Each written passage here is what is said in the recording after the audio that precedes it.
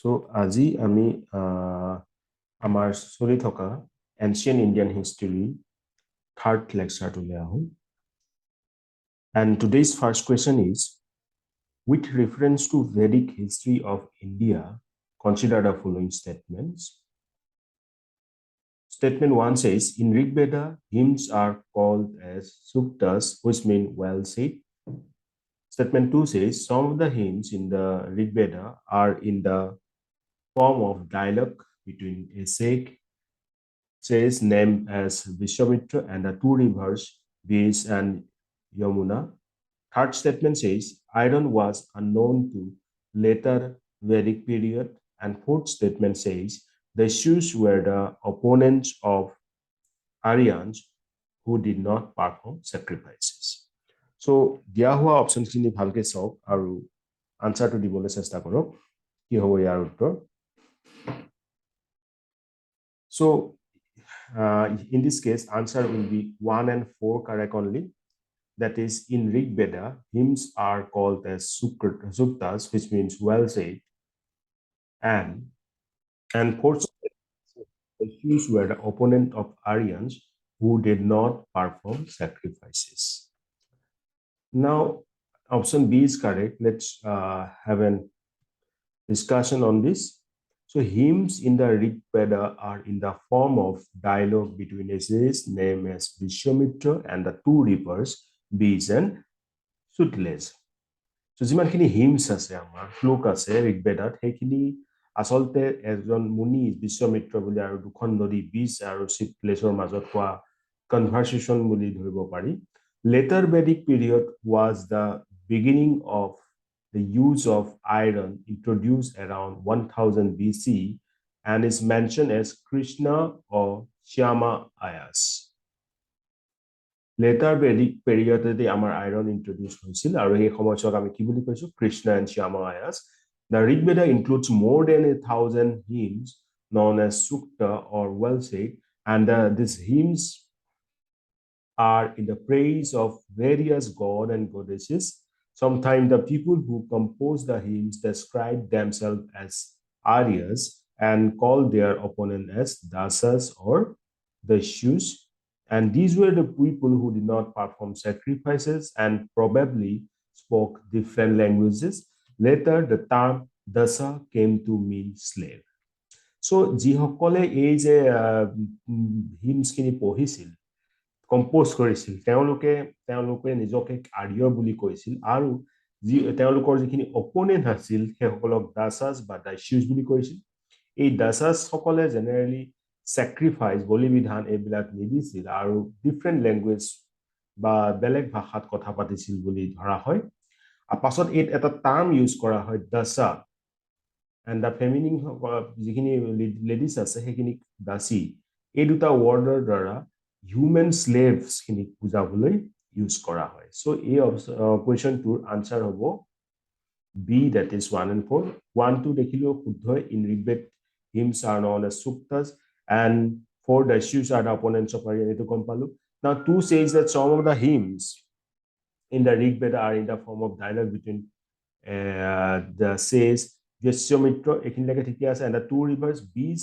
and Sutlej not Yamuna ঠিক আছে এটো কাৰণে তো ভুল হল then iron was unknown in later Vedic period এটো ভুল কাৰণ later Vedic period তে আসলে iron to introduce হৈছে যাক নেকি সেই সময়ছোৱাক আমি কৃষ্ণ বা শ্যামা আয়াস বুলি কওঁ so যেহেতু 1 আৰু 4 টো শুদ্ধ so option B is the correct answer coming to the next question which of the following statement is correct about megaliths Statement 1A says megaliths were a kind of stone tool used in megalithic culture.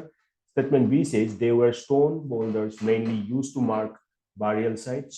Statement C says megaliths were material used for making vessels. And D says megaliths were mineral mainly found in banks of river Sutlej. So correct answer in this case will be option B. So this means megaliths were stone boulders.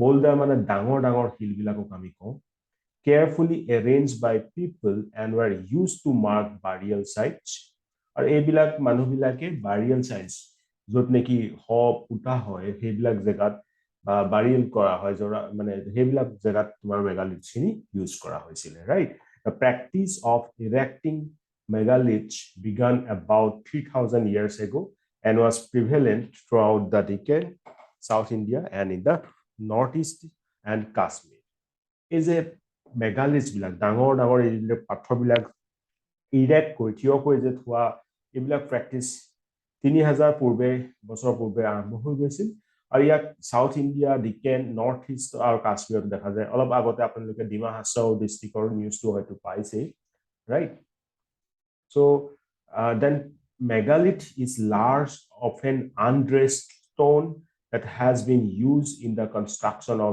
various types of neolithic chalcolithic or bronze age monuments during the period of 4500 to 1000 BC ঠিক আছে so এতিয়া আমি মেগালিথৰ ওপৰত ইমানখিনি গম পালো so প্ৰশ্নটো যদি আকৌ চাওঁ তেন্তে আমি সহজে উত্তৰ কৰিব পাৰিম অকল মেগালিথিক কালচাৰটো ইউজ কৰা নাছিল এটো কাৰণ অপচন স্টেটমেন্ট 1 ভুল megaliths were material used for making vessel এটো ভুল হৈছে megaliths were mineral mainly found in banks of rivers এটো ভুল হৈছে so the statement is correct only these were the stone boulders mainly used to mark burial sites so now coming to the next question number 3 consider the following statement 1 says archaeologists have found oracle bones at Inamagao site 2 says oracle bones are some of the first evidence of writing in China 3rd says they were used to predict the future which of the given statements are true or correct so bhalkoi sale gom pabo your answer to 2 and 3 correct that is oracle bones eta eta notun term bhalkoi mon dibo oracle bones are some of the first evidence of writing in China they were used to predict the future kings got scribes to write questions on the bones would they win battles would the harvest be good would they have sons the bones were then put into the fire and they cracked because of the heat then fortune tellers studied these cracks and tried to predict the future Inamagao is a site on the river God a tributary of the Bhima in Maharashtra no oracle bone have been found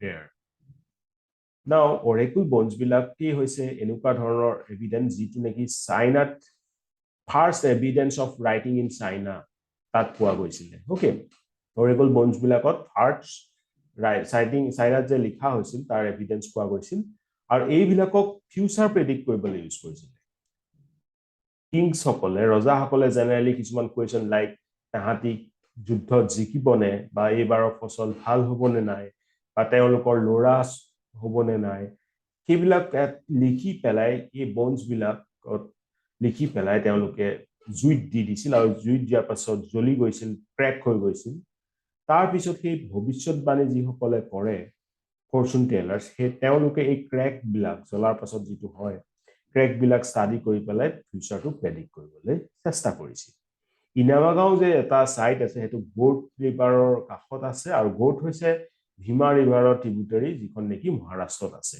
আৰু এনেকুৱা ধৰণৰ Oracle বন তাত পোৱা নাই archaeologists have found seeds of wheat barley rice pulses millets peas and sesame bones of a number of animals many bearing cut marks that show they may have been used as a food have also been found This include cattle, buffalo, goat, sheep, dog, horse, ass, pig, sambar, spotted deer, black buck, antelope, hare, and mongoose, besides birch, crocodile, turtle, crab, and fish. There is evidence that fruits such as gourd, amla, jamuna, dates, and variety of berries. So archaeologists সকলে এই wheat, barley, rice এবিলাকৰ মানে seeds পাইছিল, right? আৰু বহুত জীৱ-জন্তু কি হৈছিল bones খিনি পাইছিল হাড় খিনি পাইছিল আৰু কাট মাৰ্কস খিনি পাইছিল মানে সেই বোনস বিলাকত কাট মাৰ্কস খিনি পাইছিল যাৰ যাৰ এটো প্ৰুফ হয় যে হেতু সময়তে এই জীৱ-জন্তু বিলাকক খাদ্য হিচাপে ইউজ কৰা হৈছিল আৰু সেই বিলাকৰ ভিতৰত cattle যেনেকে buffalo, goat, sheep, dog, horse, ass, pig, sambar, spotted deer, black dog, antelope, hare, mongoose এইবিলাক বেছিকৈ আছিল আৰু বাৰ্ডছ খিনি থকাৰ উপৰি crocodile, turtle, crab, fish এইবিলাকো আছিল আৰু লগতে বিভিন্ন ধৰণৰ ফলমূল যেনেকৈ আমাৰ আমলা, জামুন, ডায়েটছ এইবিলাকো different types of berries এইবিলাকো পোৱা গৈছিল so এইবিলাক এভিডেন্স আছে now question to solve archaeologists have found oracle bones at Inamagaon site Inamagaon site যিখন নেকি ঘোট ৰিভাৰৰ কাষত আছে ঘোট ৰিভাৰখন ভীমা ৰিভাৰৰ ট্ৰিবিউটাৰী মহাৰাষ্ট্ৰত আৰু তেনেকুৱা ধৰণৰ কোনো oracle bones এনেকুৱা সাইটত এই Inamagaon সাইটত পোৱা নাই so statement 1 wrong then statement 2 oracle bones are some of the first evidence of writing in China etu শুদ্ধ হৈছে statement 3 they were used to predict the future etu শুদ্ধ হৈছে so 2 and 3 are correct so that's why option C is the correct answer then coming to the next question question number 4 consider the following 1 Rigveda 2 Samaveda 3 Yajurveda 4 Atharvaveda which of the following are not a later Vedic book এইবিলাকৰ মাজত কোনখন বা কোন গিখন later Vedic book নহয় ভালকৈ চাওক Rigveda Samaveda যজুৰ্বেদা and অথৰ্বেদা ইয়াৰ ভিতৰত correct আনসাৰটো হ'ব A that is 1 কাৰণ ঋগবেদখন কি আছিল একদম বহুত সোনকালে সবতকৈ সোনকালে আপোনাৰ লিখা হৈছিল so that's why এখন লেটাৰ বেদিকত নপৰিব Samaveda যজুৰ্বেদা অথৰ্বেদা are often called later Vedic because they were composed only after the Rig Veda some other books were composed by priests and describe how rituals are to be performed they also contain the rules about the society so yet answer hobo 1 only mane Rig Veda amar later Vedic book buli koa nohoy Samveda, Yajurveda, Atharvaveda koa. So option A is the correct answer in this case. Then question number 5. Which of the following is not a Mahajanpada? Mahajanpada kunkhon nohoy. Mahajanpad ba Mahajanpada kunkhon nohoy. Vaji, Malla, Vacha, Asaka. So yat option gita bhitorot শুদ্ধ উত্তৰটো হ'ব D that is none of the above. কাৰণ গুটেইখনে হৈছে মহাজানপদ all are মহাজানপদ they were 16 of such মহাজানন মানে 16খন মহাজানপদ আছিল নামগিটা বহুত important হয় মনত ৰাখিব লাগিব and সেই 16 মহাজানপদ কিখন আছিল কাশী কোশালা অঙ্গা মগধ ভাজি মাল্লা সেডি বাচ্চা কুৰু পাঞ্চালা and this so আমি ইখনৰ নামও বহুত ইম্পৰ্টেন্ট আৰু 16খন যে মহাজানপদ আছিল হেতু গম পালো এই কোৱেশ্চনটোৰ পৰা তা গুটেইখন যদি চাই ভাজি মাল্লা বাচ্চা আসাকা এই গুটেইখনে মহাজানপদ হয় কিন্তু কোৱেশ্চনটো কৰিছিলে যে কোনখন মহাজানপদ নহয় বুলি সো ইয়া ডি আনসাৰটো কাৰেক্ট হ'ব মহাজানপদৰ নাম মই আকৌ এবাৰ কৈ দিছো কাশী কোশালা অঙ্গা মগধা ভাজি মালা সেডি বাচ্চা Kuru পাঞ্চালা matcha Surasena, Asaka, Avanti, Gandhara, and Kamboja.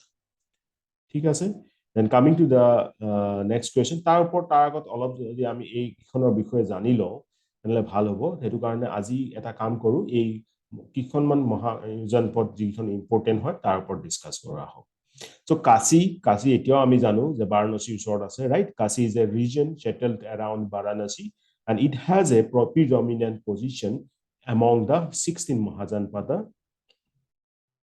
Matsya Puran and Alberuni talk immensely about Kashi, read as Kaushika and Kaushika there.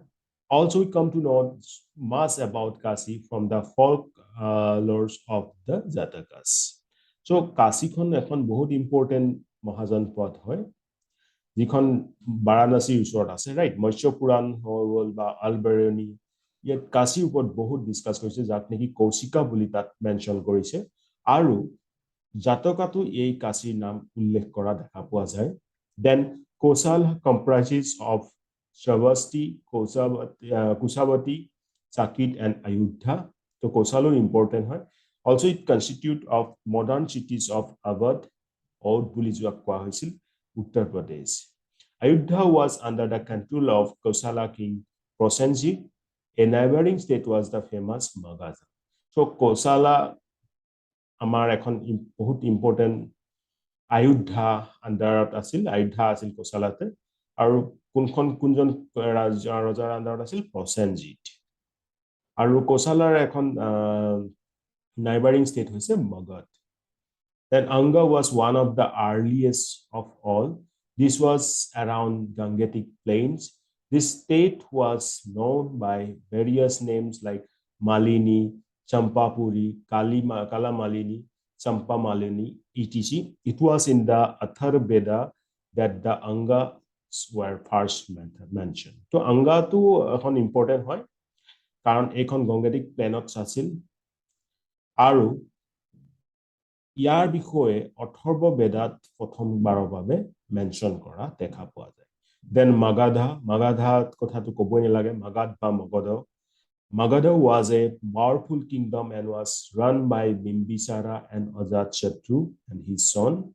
So Magadhখন প্ৰথমে বিম্বিসাৰ, তাৰপিছত অজাতশত্ৰু, তেওঁৰ ল'ৰা অজাতশত্ৰুৱে চলাইছিল, ৰান কৰিছিল, right?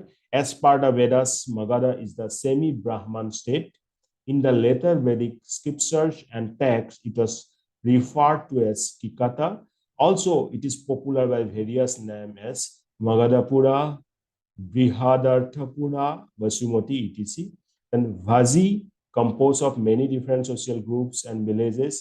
It was a confederation of many clans such as Lissavis, Vedahanas, Janmatrikas, and most importantly, Vazis.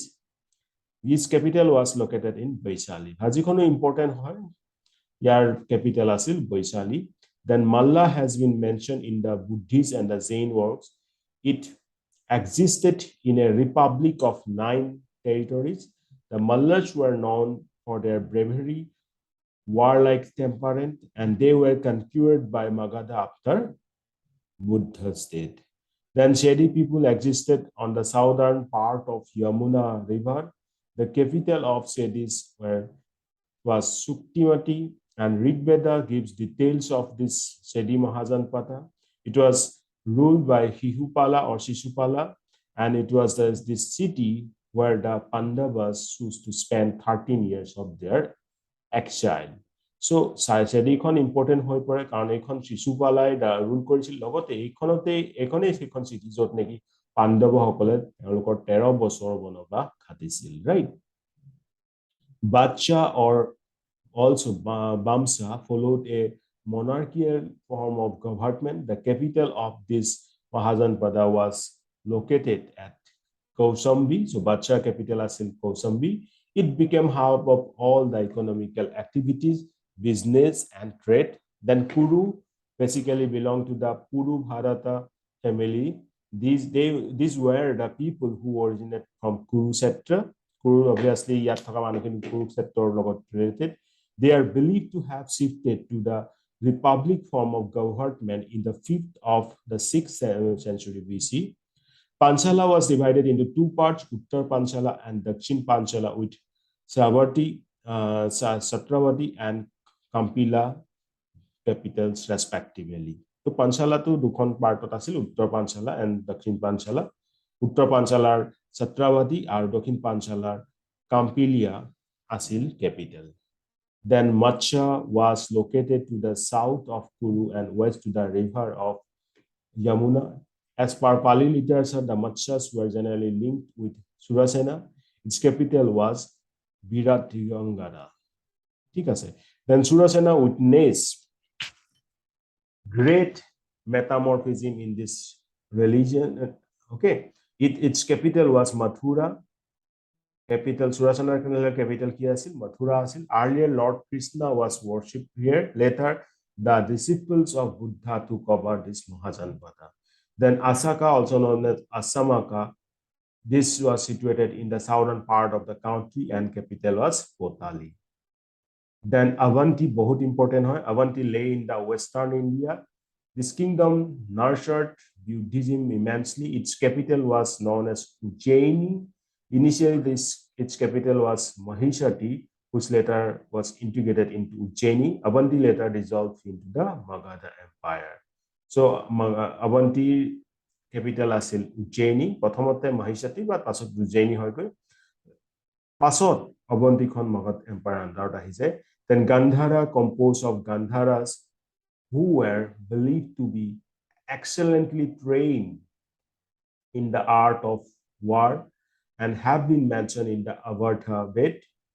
Okay, Gandhara আছিল আৰু তেওঁলোক যুদ্ধৰ কৌশল বহুত ভালকৈ জানিছিল এইখিনি কথা অথৰ্ব বেদত মেনশন আছে The Gandhara are included in Uttarapatha by the Puranic and Buddhist tradition. Then Kamboja was believed to have consisted of the areas of around the Hindu Kush. It is mentioned in the great epic Mahabharata in many excerpts. Kamboja কি আছে Kamboja Hindu Kushৰ aroundত থকা জায়গা আৰু এই বিষয়ে মহাভাৰতত বহুত mention আছে সো ইমান কিখন আছিল আমি 16খন মহাজনপদ ওকে এইখনৰ যিখন ইম্পৰ্টেন্ট ইয়াত ডিসকাস কৰা হল আই হোপ আপোনালোকে মনত ৰাখিবলৈ সুবিধা পাব ভিডিওটো আকৌ এবাৰ ৰিৱাইন্ড কৰি চাই লব তেতিয়া মনত থাকিব ঠিক আছে তেন্তে আজিলৈ ইমানতে সামৰিছো we'll meet very soon in the next lecture till then ভালকৈ প্ৰিপেয়াৰ কৰি যাওক টেক কেয়াৰ জয় আই অসম